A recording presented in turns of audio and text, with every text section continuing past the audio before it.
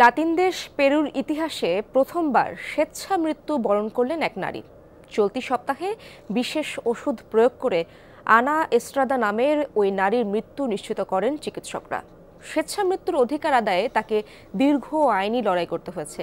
দুরারোগ্য ব্যাধিতে আক্রান্ত হওয়ায় নিজেই মৃত্যু কার্যকরের আবেদন করেন তিনি।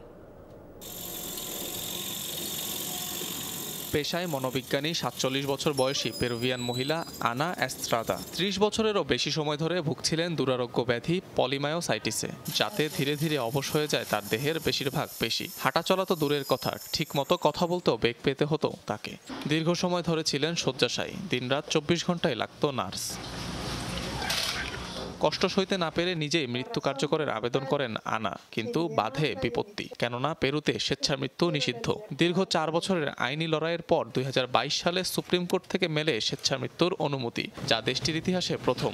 অবশেষে গত রোববার মেডিকেল সহকারীর সাহায্যে বেছে নেন মৃত্যু। শেষ পর্যন্ত নিজের ইচ্ছার ব্যাপারে অটল ছিলেন তিনি। আমি স্পষ্টবাদী, যা চাই তা করতে চাই। কখন মারা যাব তা বেছে নেওয়ার স্বাধীনতা আমার দরকার। কখনো কল্পনাও করতে পারিনি এই কাজ করতে পারবো, তাও আবার পেরুর মতো দেশে, যেখানে কেউ কোনোদিন স্বেচ্ছা মৃত্যু নিয়ে কথা বলেন। গর্ববোধ করছি। কঠিন রোগে আক্রান্ত রোগীদের ব্যথা থেকে মুক্তি দিতে প্রাণনাশে সহায়তা করা ইউথেনেশিয়া বা আরামের মৃত্যু, যা পেরু সহ অনেক দেশেই অবৈধ।